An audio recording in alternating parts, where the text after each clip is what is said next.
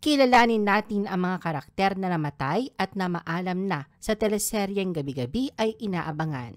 Ang FPJ's Batang Quiapo.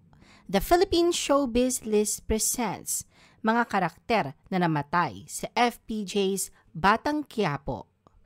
Greg Montenegro. Si Greg Montenegro ang kauna-unahang karakter na nagpaalam sa serye. Si Greg na ginampanan ni RK Bagatsing ay ang minamahal na anak ni Olga at ang sayon ng pamilya Montenegro. Dahil inaasahan niyang magmamana at mamamahalat ng kanilang negosyo sa droga balang araw, binigyan siya ng kanyang lolo na si Don Julio at Tio Ramon ng isang mahirap na misyon bilang bahagi ng kanyang pagsasanay.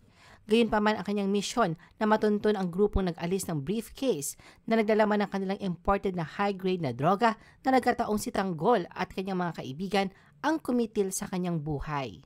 Nang malaman na pinagbantaan niya at na kanyang mga alipores ang buhay ng kanyang pamilya, walang awang pinatay siya ni Tanggol sa matinding engkwentro sa Quiapo sa pamamagitan ng pagbaril sa kanya ng maraming beses.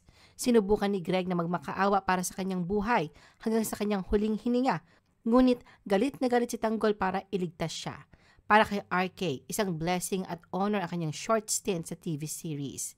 Bilang pagpupugay sa kanyang FPJ's Batang Quiapo family, ibinahagi ni RK ang larawan niya bilang mafia boss character, gayon din ang death scene niya sa serye. Sumulat siya sa caption, Greg Montenegro nag-sign off. Mokang. Nabigla at nadurog ang puso ng mga manonood ng FPJ's Batang Quiapo sa biglaang pagkamatay ng karakter ni Lovie Po na si Mokang noong January 4, 2024. Si Lovie ay bahagi ng main cast bilang leading lady ni Tanggol na ginagampanan ni Coco Martin. Matapos silang muling magkasama ni Tanggol, ipinangako niya sa sarili na susundin na niya kanyang puso at kaligayahan sa pamamagitan ng pagtakas kasama si Tanggol mula sa mansyon. Matapos ang mga pagkakataong si Tanggol ang lagi nagliligtas sa kanya bilang damsel in distress, si Mokang naman ang naging bayani ng isinakripisyo niya ang sarili para kay Tanggol. Nang makita niyang itinutok ni Olga ang baril kay Tanggol, agad siyang tumakbo papunta sa kanya habang nakikipagpalitan siya ng putok kina Ramon at mga tauhan ni na Don Julio. Tinamaan siya ng bala sa ulo na agad niyang ikinamatay. Hindi pa rin makapaniwala ang mga netizens sa biglaang pag-exit ni Mokang at ang ilan ay umaasa pa rin sa isang kamanghamanghang plot twist na magbabalik sa kanya. Ngunit si Lovie mismo ay opisyal nang nagpaalam sa minamahal na karakter sa pamamagitan ng isang nakakaantig na video montage na naglalaman ng mga larawan at clip na kanyang mga behind the scenes na sandali at di malilimutang karanasan sa serye. Severino. Ginampanan ng aktor na si Dindo Arroyo ang karakter ni Severino sa Batang Quiapo. Siya ang matalik na kaibigan ni Ramon Montenegro na ginampanan naman ni Christopher De Leon. Si Severino ay taga-suporta ni Ramon na kalaunan ang naging right hand nito at ang ikaapat na pangunahing kontrabida. Sa Kapamilya series, pinatay ni David na ginagampanan ni Makoy De Leon si Severino upang pigilan itong sabihin kay Ramon na hindi siya ang totoong Tanggol. Pinagbabaril ni David si Severino ng maraming beses na nagpapahiwatig na maliit ang tsansa niyang mabuhay. Bubbles. Si Samantha Bubbles Fortune Zabala ay isang dating assassin ng NCF, anak ni na Marcelo Macaraig at Olga Montenegro at ampon na apo ni Celso, ang prison de mayor na itinalaga ni Chief Dolores Espinas. Siya ay pinares kay Tanggol para sa kanilang mga assassination task sa Batang Quiapo Season 2. Sa kalaunan, naging bagong kasintahan siya ni Tanggol matapos ang pagkamatay ni Mokang sa ikalawang season ng serye. Ginagampanan siya ni Ivana Alawi. Ang karakter ni Ivana na si Bubbles ay nagpaalam noong July 30 episode ng TV series matapos barilin ang karakter ni Makoy De Leon na si David.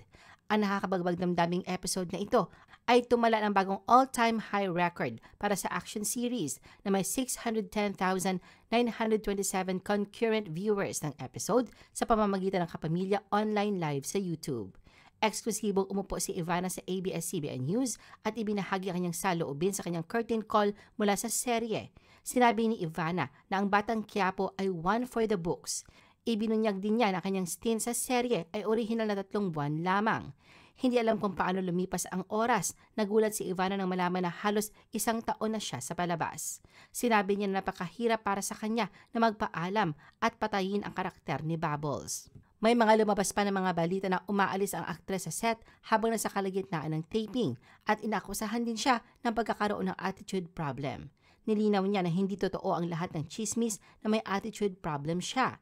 Tinawanan niya lang ito at sinabi na ang mukha siguro niya ang may problema dahil ipinanganak siya may taglay na attitude face.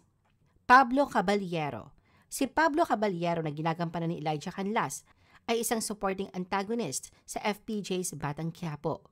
Siya ang apo ni na Senyor Facundo Caballero at Senyora Bettina Caballero, ang mga may-ari ng pinakamalaking kasino sa lungsod na kilala bilang Golden Stallion Casino at mga kasosyo sa negosyo ni Don Julio Montenegro sa mundo ng krimen. May matindi rin siyang tunggalian kay David na nagpanggap bilang si Jesus Montenegro na inaasahang susunod na kapagmana ng mga illegal na negosyo ng kanilang mga lolo't lola. Pinatay siya ni Tanggol gamit ang martilyo. Ang dahilan kung bakit siya pinatay ni Tanggol ay para ipaghiganti si Bubbles sa panggagahasa sa kanya. Sa isang panayam, naniniwala si Elijah na nararapat ang parusang natamo na kanyang kontrabidang karakter na si Pablo sa FPJ's Batang Quiapo. Ruben. Sa isang mabagsik na pangyayari sa hit Kapamilya series, ang Reign of Terror na dala ni Pablo ay nagwak sa kanyang sidekick na si Ruben na ginampanan ni Ice Navarro. Para sa mga tagahanga ni Ice, ito ay minarkahan ng isang mabagsik na sandali. Ang kanyang paglalarawan kay Ruben ay nagdagdag ng isang komplikadong layer sa serye at ang pagkamatay ng kanyang karakter ay naging isang kapansin-pansing kawalan sa mga susunod na yugto. Gayunpaman, ang talento ni Ice ay walang alinlangan na gumawa ng impresyon. Sa isang panayam, ibinahagi ni Ice ang ilang behind-the-scenes story at mga detalye tungkol sa kanyang personal na buhay. Ibinahagi ni Ice ang kanyang karanasan sa pagganap bilang si Ruben at ang kanyang paglalakbay patungo sa pagiging aktor. Ang matinding kwento ng palabas ay nagdulot ng malalakas na reaksyon mula sa mga manonood. Marami sa kanila ang nagpakita ng pagkabigo sa masasamang gawain ng kanyang karakter. Ngunit para kay Ice, itinuturing niyang patunay ito ng pagiging epektibo ng kanyang pagganap dahil nangangahulugan itong mahusay niyang naipakita ang kanyang papel. Yoli. Si Yoli, na ginampanan ng dating sexy actress na si Deborah San, ay ang estranged partner ni Lucio. Matapos makatakas mula sa emboscada na iniutos ni Augustus, siya at ang kanyang mga kaibigan na sina Primo, Berting at Turco ay humingi ng kanlungan sa kanyang apartment. Sa kabila ng masalimuot na nakaraan nila ni Lucio, tinanggap pa rin niya sila sa kanyang tahanan at tinulungan sa abot ng kanyang makakaya dahil sa halaga ng pagkakaibigan niya kay Primo. Ngunit habang muli nag-uumpisa ng kanilang relasyon at inaasahan na magkasamang hinaharap, si Yoli ay tinamaan ng nakamamatay na bala sa kanilang engkwentro sa mga tauhan ni Augustus. Nang tumanggi si Primo na dalhin siya sa ospital upang maiwasan ang mga autoridad, mariing pinaandar ni Lucio ang kanilang van at dinala siya sa isang veterinary clinic. Humingi ng tulong mula sa walang magawa na veterinaryo at kanyang mga tauhan. Sa kasamaang palad, sobrang malubha ang kanyang sugat at nawalan na siya ng maraming dugo na nagresulta sa kanyang nakakalungkot na pagkamatay. Marcelo. Higit pa sa pagiging minamaliit na kanyang adoptive family at ang pagkakaroon ng pagnanais sa kanilang kayamanan, may mas malalim pang dahilan sa galit ni Olga kaysa sa nakikita. Napag-alaman na hindi lamang isang beses nakialam si Don Julio sa kanyang romantikong relasyon, kundi 2 beses. Natuklasan niya ang kanyang pangalawang kasintahan na si Marcelo na ginagampanan ni Alex Medina ay isang swindler na hindi niya agad pinaniniwalaan dahil iniisip niyang gusto lamang nitong sirain ang kanilang relasyon. Ngunit nakumpirma niya ang mga paratang ni Don Julio matapos makipag-usap sa iba pa mga biktima nito na naakit at sinuyo bago pinilit na magbigay ng pera.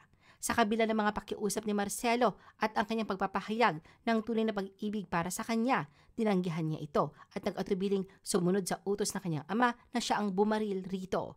Nahulog si Marcelo mula sa bangka at nalunod sa ilog. Camille. Nagpaalam na si Yuki Takahashi sa kanyang papel bilang si Camille Castillo sa Batang Quiapo pagkatapos ng 1 taon na storyline na kinasasangkutan ng pagbubuntis ng kanyang karakter. Sa kanyang pag-alis, nagdulot ng galit sa mga manonood ang pagganap ni Makoy De Leon bilang antagonist na si David na nagbigay diin sa kanilang pagkabigo sa patuloy na masasamang gawain ng kanyang karakter. Sa isang nakakatakot na episode, hinarap ni Camille si David na inakusahan siya na pag-abandona sa kanya pagkatapos niyang isuko ang lahat para makasama siya. Sa isang malamig na tugon, inamin ni David na hindi niya ito minahal at nanatili lamang siya dahil sa pagbubuntis nito. Ang matinding palitan ng 2 karakter ay nagpatingkad sa malakas na pagganap ng mga aktor na pinupuri ng mga tagahanga ang kanilang emosyonal na lalim at pagiging totoo. Ang episode ay minarkahan ng isang makabuluhang punto ng pagbabago habang ang karakter ni Camille ay kalunos-lunos na pinatay, isang hakbang na nagpalalim lamang ng hinanakit ng mga manonood kay David. Ang kanyang malamig na ngiti na marinig ang pagkamatay ni Camille ay lalong nagpagalit sa mga manonood na humantong sa malawakang pagkagalit online.